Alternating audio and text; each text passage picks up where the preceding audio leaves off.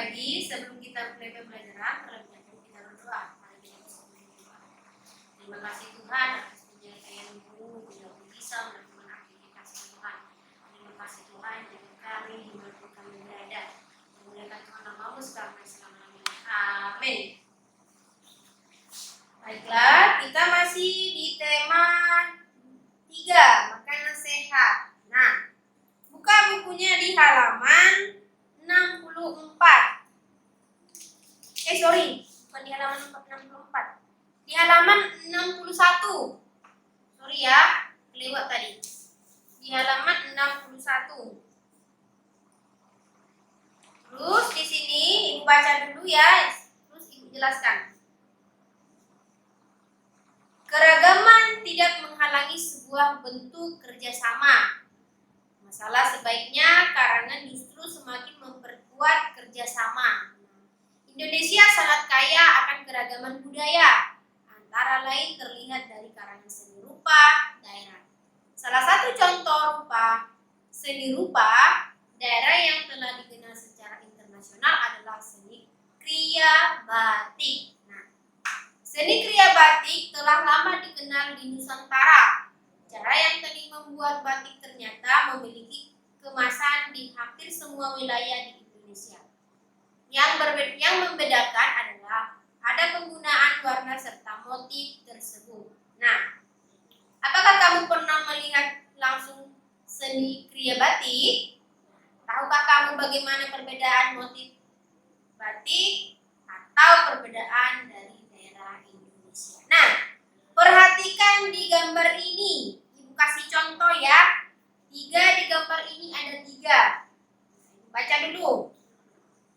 Carilah jenis batik di bawah ini dengan bantuan dari berbagai sumber. Nah, terserah dari internet atau dari buku.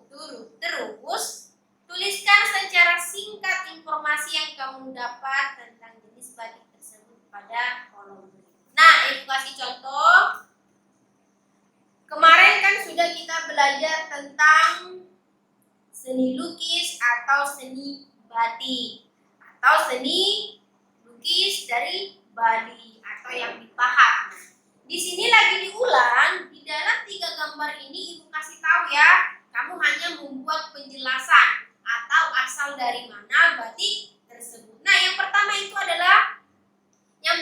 ditulis di situ batik Garda. Nah, batik Garda itu buat di situ apa sih batik Garda atau dari mana asal dari batik Garda? Ya, ditulis di dalam buku ini.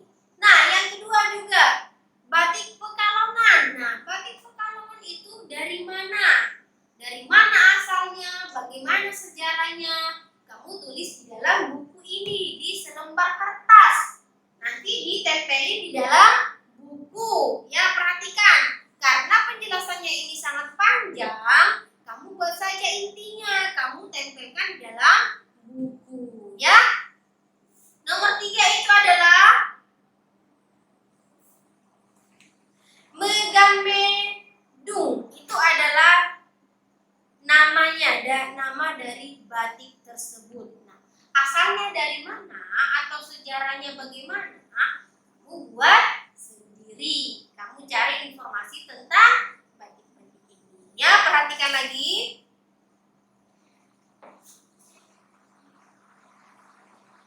Di halaman 62,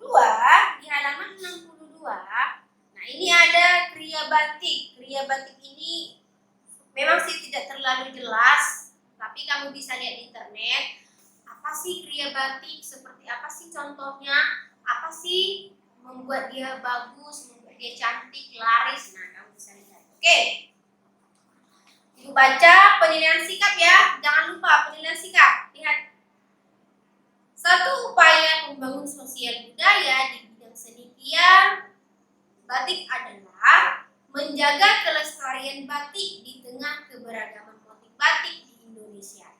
Bagaimana caramu menjaga kelestarian batik di Indonesia? Mengapa perlu adanya upaya menjaga kelestarian batik di Indonesia? Jelaskan pendapatmu. Nah, sebelumnya juga sudah ada tentang menjaga. Ini menjaga apa? Menjaga hasil budaya-budaya Indonesia atau melestarikan. Nah, yang diminta di sini adalah menjaga atau melestarikan batik yang ada di Indonesia atau berbagai macam batik-batik yang ada di Indonesia. Nah, selaku kamu masih siswa atau anak-anak kelas 5, bagaimana kamu bisa menjaga sumber atau batik yang ada di Indonesia kita ini? Nah, atau menjaga sejarah-sejarah yang ada di dalam Indonesia. Buatlah menurut pendapatmu.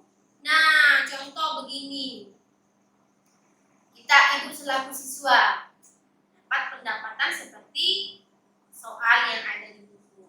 Menurut saya, batik yang ada di Indonesia haruslah dilestarikan, haruslah dijaga, karena itu adalah seni karya yang turun-temurun. Itu adalah salah satu contoh, tapi banyak contohnya.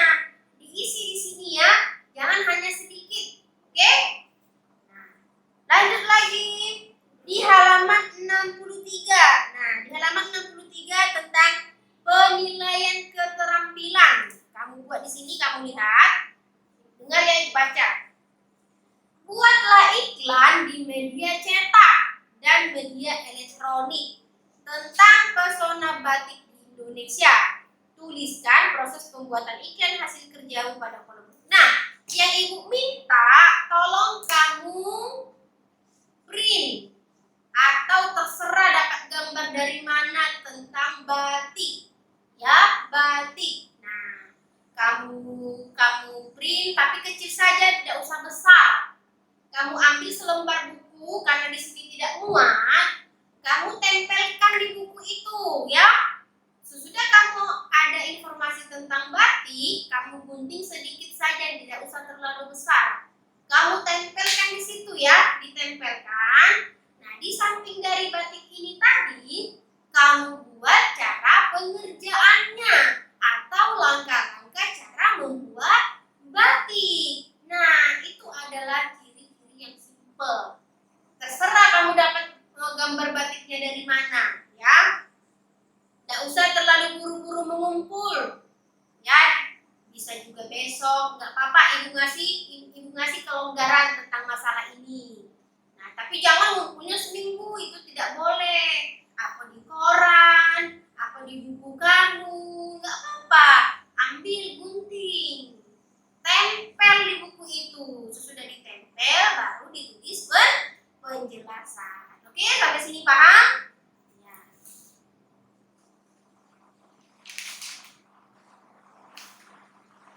Nah, di halaman 65. Di halaman 65 itu adalah penilaian pengetahuan. Oke, baca lagi. Selain kebutuhan nutrisi yang beragam, tubuh juga memerlukan asupan air yang seimbang. Terus, asupan air berbagai tubuh dapat kita penuhi dengan mengonsumsi air putih. Dengan mengonsumsi air putih secara cukup. Nah, mengapa tubuh butuh asupan air putih? Bagaimana ciri-ciri air putih yang layak untuk dikonsumsi? Jika tubuh manusia kurang menerima asupan air putih, apa yang akan terjadi? Tuliskan jawabanmu dalam kolom berikut. Nah, ini gampang. Ini hanya membuat menurut kamu. Yang pertama, mengapa tubuh membutuhkan asupan air putih? Nah, kalau manusia tidak membutuhkan asupan air putih, berarti kita kurang hidrasi, kurang minum. Nah, kencing kita kuning, tidak bagus. Nah, tapi kalau kamu banyak minum air putih, kotoran atau yang zat-zat jahat di dalam tubuh terbuang oleh air urin kamu tadi, ya. Yang kedua, bagaimana ciri-ciri air putih yang layak untuk dikonsumsi? Nah, kamu tahu lah bagaimana. Terus yang ketiga, jika tubuh manusia kurang menerima asupan air putih, apa yang terjadi? Nah, ini sama menyambung nomor 1 sama nomor 3. Oke?